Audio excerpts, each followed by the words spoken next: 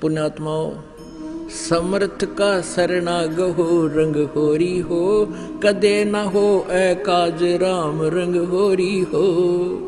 हमरा भक्त पे छोड़ी होई, तुम्हारा नाम ना लेवे कोई। परमात्मा कहते जब हमारे भक्ता पे आपत्ति आगी तो हमारा नाम कौन।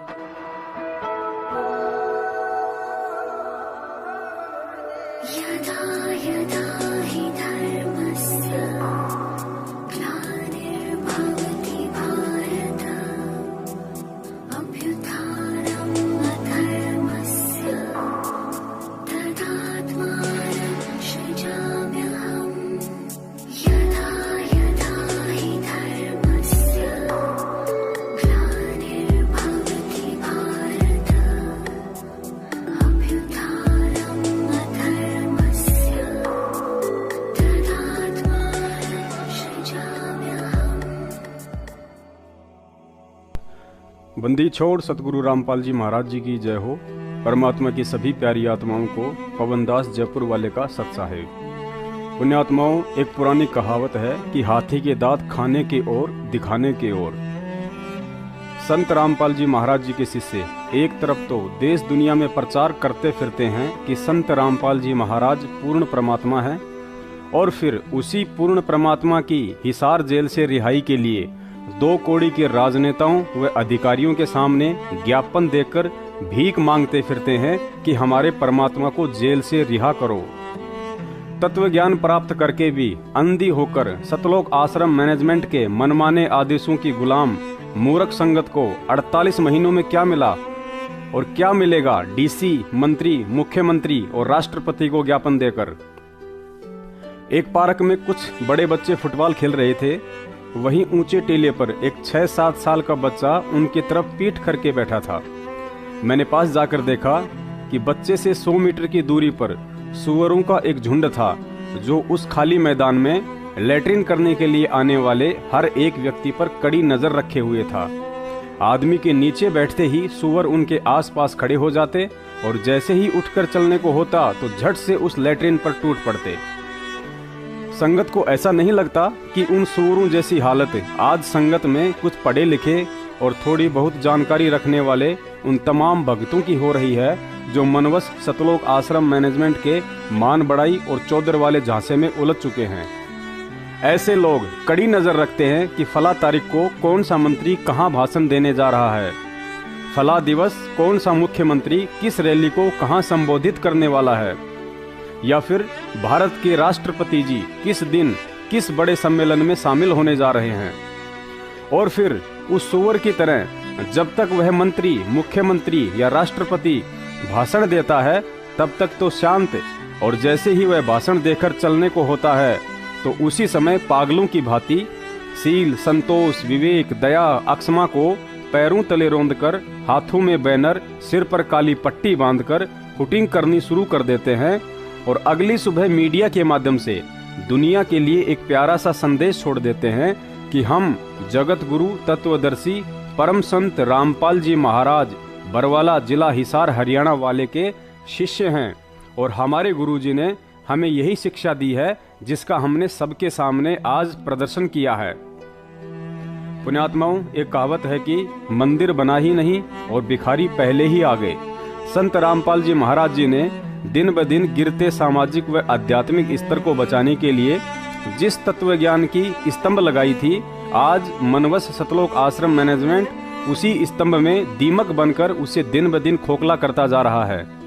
दुनिया के सबसे बड़े महामूर्खों का एक झुंड है सतलोक आश्रम मैनेजमेंट, जिन्हें आध्यात्मिक ज्ञान तो दूर अभी तक सामाजिक ज्ञान भी नहीं है। फिर ऐसे में प्रशासनिक और न्यायिक ज्ञान की तो बात ही करना व्यर्थ है। एक तरफ तो यह मूर्खों का झुंड हाथों में मिलावटी ज्ञान गंगा पुस्तक लेकर तत्व ज्ञानी बन जाता है और दुनिया को संदेश देता फिरता है कि संत रामपाल जी महाराज परमात्मा है, ब्रह्मा विष्णु महेश तो उनके चरणों की धूल है, वे सर्वशक्तिमान और सारी सृष्टि के रचयिता हैं। और दूसरी तरफ उन्हीं हाथों में काली पट्टी, बैनर और झंडे लेकर ब्रह्मा विष्णु महेश के चरणों की धूल मंत्री, मुख्यमंत्री और राष्ट्रपति को ज्ञापन देकर भीख मांगते फिरते हैं कि हमारे गुरुजी संत रामपाल जी महाराज जी को जेल से रिहा करवा दीजिए। यह मूर्खों का झुंड लाखों की संगत को भ्रमित करता फिरता है कि बरवाला कांड संत रामपाल जी महाराज जी की लीला है और वे हिसार जेल में लीला करने गए हैं। तो दूसरी तरफ ज्ञापन और रैली के माध्यम से प्रशासन को भड़काने के लिए उन्हीं भोले भक्तों को पाठ पढ़ाते हैं कि अपने गुरुजी के साथ सरकार ने अन्याय किया है और बरवाला कांड कुछ भ्रष्ट जजों की साजिश है जिसके खिलाफ हमने काला दिवस यानी ब्लैक डे मनाना है। अरे मनवस मूर्खो, यदि बरवाला कांड लीला है और जब तुम्हें यह पता था कि 18 नवंबर 2014 को गुरुजी हिसार जेल में लीला करने जा रहे थे, तो तुम अकल के अंधों ने उनकी लीला में कमांडो बनाकर बच्चों व महिलाओं को ढाल बनाकर क्यों बाधा उत्पन्न करके गुरुद्रोही वाले कार्य कर डाले? और उस समय हजारों की संख्या में भोली संगत को भी ढाल बनाकर गुरुद्रोही बना डाला। फिर क्यों तुम लोग जगह जगह मंत्रियों को ज्ञापन देकर, रैलियां निकालकर और काला दिवस मनाकर सरकार को दोष दे रहे हो?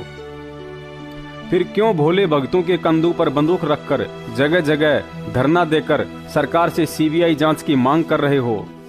फिर क्यों वकीलों की फौज करके हिसार जेल में लीला कर रहे संत रामपाल जी महाराज जी की जबरदस्ती जमानत का नाटक करके उनकी लीला में बाधा उत्पन्न कर रहे हो? फिर क्यों बेचारे भोले भक्तों को वकीलों की फीस के नाम पर और दान के नाम पर लूट रहे हो? यदि दुनिया के सबसे बड़े मूर्खों के झुंड सतलोक आश्रम मैनेजमेंट के अनुसार संत रामपाल जी महाराज 18 नवंबर 2014 के दिन बरवाला आश्रम से हिसार जेल में लीला करने गए हैं, तो फिर क्यों हर साल 18 नवंबर को काला दिवस यानी ब्लैक डे मनाया जा रहा है? अगर संत रामपाल जी महाराज हिसार जेल में लीला कर रहे हैं तो 18 नवंबर के दिन काला दिवस अर्थात ब्लैक डे नहीं बल्कि लीला दिवस अर्थात लीला डे मनाया जाना चाहिए। अरे भाई, जब गुरुजी की लीला खत्म हो जाएगी तो वे अपने आप ही हिसार जेल से बाहर आ जाएंगे। फिर 4 सालों से यह मूर्खों का झुंड पालतू जानवरों की तरह इन नेताओं के आगे धूम हिलाते क्यों फिर रहा है? लेकिन इन्हें घास तो दूर एक अनाज का दाना तक किसी नेता या अधिकारी ने नहीं डाला। फिर भी इनकी अक्ल ठिकाने नहीं आ रही है कि आखिर परमात्मा क्या चाहते हैं। हाँ, नेताओं के साथ खिंचवाई गई फोटो को व्हाट्सएप और फेसबुक पर डालकर यह जरूर दिखाते हैं कि हमने फला नेता को ज्ञापन देकर किला तोड़ दिया है। इन मनवस मूर्खों के टोल को अभी तक यह भी समझ में नहीं आया कि जब तुम्हारा खुद का रिश्तेदार जिनकी नौकरी है, गाड़ी है, बंगला है, जब तुम्हारे इतना ज्ञान समझाने से वह गुरुजी को परमात्मा ना मानकर और उन्हें ना पहचानकर उनकी शरण में नहीं आ रहा है, तो दुनिया भर की सुविधाओं से लैस मान बढ़ाई और चौधर में चूर उन नेताओं को क्या आफत आन पड़ी जो संत रामपाल जी महाराज जी की सीबीआई जांच करवाएंगे और उन्हें जेल से बाहर निकलवाएंगे। पढ़े लिखे नौजवान भक्तों को तो ये सब बातें समझ में नहीं आने वाली है, क्योंकि वे तो अपने आप को परम तत्वज्ञानी समझने लगे हैं। लेकिन भोली संगत से प्रार्थना है कि हमें इन मनवस पढ़े लिखे मूर्खों के झुंड से बचकर चलना है और गुरुजी के इस वीडियो के अनुसार हमें केवल परमात्मा पर ही विश्वास रखना है।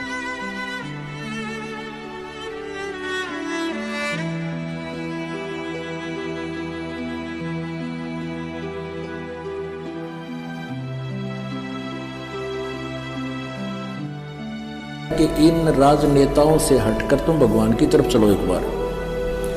और ये फिर क्योंकि दिन में 100 झूठ बोलने पड़े हैं, क्योंकि 10 आदमी काम नहीं कर सकता मुख्यमंत्री एक साल में भी ढंग से, और ये एमएलए वगैरह तक कर ही क्या सकते हैं। बस ये गणत थाने में जो अपने मत के होते हैं ना, उनकी सिफारिश कर देंगे, दूसरों के साथ अन्याय करवा देंगे, इतना तो ये कर सकते हैं, इससे अधिक इनका ब्योत नहीं है। कहने का भाव यह कि ये भी जरूरी है, आवश्यक है, ये अपना व्यवस्था बनाए रखने के लिए। और आप जी इनके पाछा अंडे जाओ हो, ये लुक जाए फिर जा ना, ये कुछ कर सकते ना विकास कर पाते, तो इनका पीछा छोड़कर मालिक की तरफ चलो। अब जैसे एक राजा था, वो विशेष बात होती है जिसके पास थोड़ा सा शारीरिक सुख हो जाए और घर में भी सुख हो, 2 पैसे हो जाए, वो बकवाद कराया करे। राजा लोग पहले शिकार खेलने जाया करते, यानी अपनी वो पहले तीर तैयार होया करते उन दोनों, तो ऐसे अपनी तीर प्रैक्टिस भी करते थे और मृगों को, जंगली जानवरों को मारते थे निशाने ले लेकर, और फिर उनको घसीट लाते थे वो कुछ शेर शार रखा करते चिड़ियाघर में, वहां डाल देते, कुछ आप खा लेते। तो ऐसे वो जंगल में घूम रहा था, रास्ता भूल गया, भूखा मरा था बुरी तरह। वो किसान खेतों में काम कर रहा था, वहां आ गया। उसने कहा भाई मैं बहुत भूखा हूँ और भूख लगी है। तो किसान ने सारी रोटी उसको दे दी और भूखा मरा था, सारी खा गया। तो जब चलने लगा उस राजा ने कहा भाई मैं राजा हूँ इस नगरी का, तेरा उपकार मैं भूल नहीं सकता, आपने मेरी जान बचाई है, ये मेरा कार्ड ले और जब भी तू मुझे मिलने आवे मेरे पास आना, सीधा आ जाएगा, तुझे कोई नहीं टोकेगा। तो किसान एक दिन सोचा चल अपने मित्र से मिलाएं और वह को सूखा पड़ गया, कुछ उसको राहत मांग के लावा। तो वहां गया तो राजा भी अपने बाहर आंगन में बैठा और ऐसे कोई क्रिया अपना धार्मिक कोई अनुष्ठान कर रहा था, भक्ति कर रहा था। अब वो किसान पहुंच गया, किसी ने टोका नहीं, वहां जहां वो कर रहा था वहां खड़ा हो गया। एक सिपाही से पूछा भी क्या कर रहा राजा, कि भगवान से अपने राज्य में सुख मांगे है और धन मांगता है।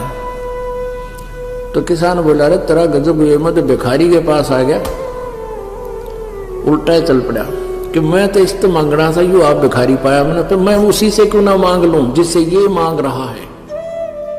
वापस आया। बरवाला कांड में भी इसी झुंड ने आप और हमें मोहरा बनाकर न्यायपालिका के खिलाफ भड़काकर गुरुजी को जेल भिजवा दिया था और आज उम्र कैद करवा डाली। और अगर संगत हिसार तारीखों पर जाकर वे इन पाखंडियों को दान देकर ऐसे ही नादानी और मूर्खता की हद पार करती रही तो आने वाले दिनों में देशद्रोह और करोथा मर्डर 302 के मुकदमों में भी अच्छे नतीजे आने की उम्मीद नहीं है। और आज भी यही मनवस झुंड आप और हमें मोहरा बनाकर फिर उसी तरह नेताओं की रैलियों में ज्ञापन के बहाने हुटिंग करके उन्हें भड़काकर गुरुजी के मुकदमों को और अधिक उलझाने की तैयारी में है। साथ ही मनमुखी नाम शुद्धिकरण और सतनाम प्राप्ति के बहाने भी भोली संगत को हिसार में तारीख वाले दिन भीड़ इकट्ठा करके प्रशासन व न्यायालय को भड़काने का पुरजोर प्रयास किया जा रहा है। और इस प्रक्रिया में संगत के कुछ पढ़े लिखे नौजवान मनवस मूर्खों के टोल सतलोक आश्रम मैनेजमेंट के अधिक शिकार हो रहे हैं, जिन पर काफी संख्या में संगत विश्वास करती है। संगत से प्रार्थना है सतगुरु का यह भक्ति मार्ग देखा देखी में चलने व फैसले लेने का नहीं, ज्ञान आधार का है। अतः हमें इस गलत फहमी में नहीं जीना है कि नाम ले लिया तो मोक्ष निश्चित है। 650 साल पूर्व भी परमात्मा हमें यही कहा करते थे कि बच्चों भक्ति करो, सब सतलोक चलेंगे। लेकिन कितने पार हो पाए सर्वविदित है, क्योंकि हमने तत्व ज्ञान लेकर भी ज्ञान को आधार ना बनाकर देखा देखी का मार्ग ही पकड़ लिया था। और आज फिर हम वही गलती करते हुए नजर आ रहे हैं। ज्ञान आधार को छोड़कर किसी भी बात या आदेश पर विचार ना करके उसे गुरुजी का समझकर चल पड़ते हैं और यही देखा देखी हमारे पतन का कारण बन रही है। अपनी गलती छुपाने के लिए आज यह मनवस मूर्खों का झुंड सतलोक आश्रम मैनेजमेंट ना जाने 4 साल से क्या क्या मनवस हथकंडे अपना रहा है, लेकिन सफल नहीं हो पा रहा है। अभी भी यदि ये चाहे तो बरवाला कांड में जबरन संत रामपाल जी महाराज जी को तारीखों पर जाने से रोककर इन्होंने जो महागलती की है उसके लिए महेंद्र सहित सभी वांटेड और अन्य दोषी लोग पुलिस को सरेंडर कर अपना दोष स्वीकार करके और अधिक पाप के भागी होने से बच सकते हैं। परमात्मा की दी हुई बुद्धि से लगता है यही इनका अंतिम और अंत का रास्ता है। चाहे तो आज अपनी मर्जी से कर ले या कल को प्रशासन फिर सख्ती से करेगा। जब तक आप जी इन सबूत आधारित तथ्यों को स्वीकार ना करके इन सतलोक आश्रम मैनेजमेंट के नामदान केंद्रों पर जा जाकर दान ज्योति और पाठ के पैसे देकर झूठी पुण्य प्राप्ति की आशा में चढ़ावा चढ़ाते रहोगे, तब तक ऐसे ही ये मनवस षड्यंत्रकारी लोग आत्मा और परमात्मा के बीच के शारीरिक मिलन में कांटे बिछाते रहेंगे। संगत दिन प्रतिदिन अज्ञानता में इन कुपात्रों को दान का रुपया देकर आर्थिक रूप से और पेशी वाले दिन हिसार जाकर शारीरिक रूप से मजबूती दे रही है और इनकी यही मजबूती सतगुरुदेव जी के मुकदमों पर भारी पड़ रही है। यहाँ कोई ये ना समझे कि सतलोक आश्रम मैनेजमेंट हरियाणा के गले की घंटी बन चुके सत्सेवक समर्थ सतगुरुदेव जी को निर्बल और असहाय साबित कर रहे हैं। नहीं भक्तों नहीं, हमें ज्ञान आधार से यह भी समझना होगा कि सतगुरु तो समर्थ है, लेकिन इस वक्त वे जिस भूमिका में तत्वदर्शी संत के वेश में आकर ज्ञानोपदेश दे रहे हैं, उसके अनुसार उन्हें अपनी पहचान ज्ञान आधार से करवानी है, ना कि चमत्कार या काल भगवान के अवतारों की तरह जबरन विध्वंस करवाकर, जैसे कि महाभारत, रामायण और बरवाला कांड। अगर परमात्मा ने ऐसे ही करना होता तो आज खेल ही कुछ और होता और ज्ञान आधार से दूर हम सब लूले लंगड़े अज्ञानी सतलोक की आशा छोड़ अपने सुख व स्वार्थों के लिए ही उनके आसपास चिपके रहते और कभी भी सतलोक नहीं जा सकते थे। जैसा कि वर्तमान में जिस राह पर मनवश सतलोक आश्रम मैनेजमेंट स्वयं भी चल रहा है और अपने चमचों, फर्जी नामदान संचालकों तथा जिला व स्टेट कोऑर्डिनेटर्स को चला रहा है। संगत को अपने दिलों दिमाग से गुरुद्रोही सतलोक आश्रम मैनेजमेंट के लठेतों और मध्य प्रदेश के सारनामी विष्णु साहू जैसे गुंडों का भय निकाल फेंकना होगा। इनकी थोती धमकियों और गुरुद्रोही वाली उपाधियों से ऊपर उठकर ज्ञान आधार से निर्भय होकर स्वयं ही नहीं बल्कि अपने अन्य भगत भाई बहनों को भी इन काल एजेंटों के चक्कर व्यूह से निकालना होगा, जो अज्ञानता व सही जानकारी के अभाव में अभी भी इन्हीं कुपात्रों को सच्चा गुरु भगत समझकर इनके व्यापारिक संस्थानों अर्थात नाम दाल स्तरों की अनजाने में शोभा बढ़ा रहे हैं और पाठ ज्योति व दान के रूप में इन्हें पैसा दे रहे हैं। पुण्यात्माओं, तत्वज्ञान आधार से अपने अपने बुद्धि स्तर से अवश्य विचार करें कि हम सभी सत्सेवक भी भगत हैं। हमें भी डर लगता है कि यदि अनजाने में भी कोई गलती हो गई तो भक्ति का नाश होता है, लेकिन सभी सबूत देखकर और आंखों के समक्ष घटित हो रही घटनाओं को देखकर यदि एक भगत सत्य कहने की हिम्मत नहीं रखता या किसी के डराने धमकाने से कायरता दिखाता है, तो ऐसे व्यक्तियों के लिए ही परमेश्वर कबीर साहिब जी ने यह वाणी बोली है कि या तो जननी संत जने के दाता के सूर, नहीं तो रहले बांजड़ी क्यों व्यर्थ गवावे नूर। अर्थात माता के गर्भ से भगत, दानवीर और सूरमा व्यक्ति जन्म लेता है तो ठीक, वरना उस माता का बांझ रहना ही ठीक है, जो व्यर्थ में कायरों को जन्म देकर इस पृथ्वी पर बोझ बढ़ाती है। अब निर्णय स्वयं संगत के हाथ में है कि वे सतगुरु के मुख कमल से ऊपर वीडियो में कहे गए वचनों को सच मानकर सत्य का संग करते हुए ज्ञान आधार से अपनी भक्ति और सत्य प्रचार की सेवा करती है, या अंधी होकर इन षड्यंत्रकारियों के बहकावे में आकर समर्थ परमात्मा की रिहाई के लिए 2 कौड़ी के नेताओं और अधिकारियों को ज्ञापन देने की नौटंकी और उनके सामने हाथ फैलाकर सतगुरुदेव जी की जमानत की भीख मांगकर हिसार जेल में बैठे समर्थ सतगुरु को अपने जैसा एक सामान्य जीव समझने की गलती करती है। यहाँ कोई ये ना समझे कि मैंने तो संत रामपाल जी महाराज जी का नाम ले रखा है और मैं तो भगत हूँ और उपरोक्त बांजड़ी वाली वाणी मेरे ऊपर चरितार्थ नहीं होती है। मात्र इतना सोचना भी हमारी बहुत बड़ी भूल है। परम संत रामपाल जी महाराज जी से नाम लेते ही कोई भगत नहीं बन जाता है। हम उनके भगत उस दिन कहलाते हैं जिस दिन उनके तत्व ज्ञान को आधार बनाकर निर्भय और निष्पक्ष होकर इस भक्ति मार्ग पर चलने की हिम्मत कर पाते हैं। अन्यथा हम स्वयं और हम सबकी माताएं अभी भी उसी उपरोक्त बांजड़ी वाली परिभाषा में ही है। हम भगत हैं या नहीं, इस बात को परखने का एक सीधा सा फार्मूला ऊपर सतगुरुदेव जी की वीडियो है, जिसमें सतगुरुदेव जी ने बरवाला कांड का दोषी सीधा सीधा राष्ट्रीय समाज सेवा समिति अर्थात सतलोक आश्रम मैनेजमेंट हरियाणा को ठहराया है। और इसी मैनेजमेंट और राष्ट्रीय समाज सेवा समिति ने सभी नामदान स्थल खोल रखे हैं तथा संगत को पेशी वाले दिन हिसार भी यही लोग भेजते हैं। अब यदि सतगुरु ने जिनको दोषी ठहराया है उनकी दुकानों पर आप दान, ज्योति और पाठ का पैसा देते हैं तथा पेशी वाले दिन तारीखों पर जाकर सतगुरुदेव जी के मुकदमों में बाधा उत्पन्न करते हैं, तो आप जी भगत नहीं। और अभी आपने अपनी अपनी माताओं को उसी बांजड़ी वाली श्रेणी में खड़ा कर रखा है जो सतगुरुदेव जी ने ऊपर अपनी वाणी में संज्ञा दी है। बाकी अभी भी आप जी नहीं समझना चाहें तो आपकी अपनी मर्जी और अज्ञानता। सत साहेब।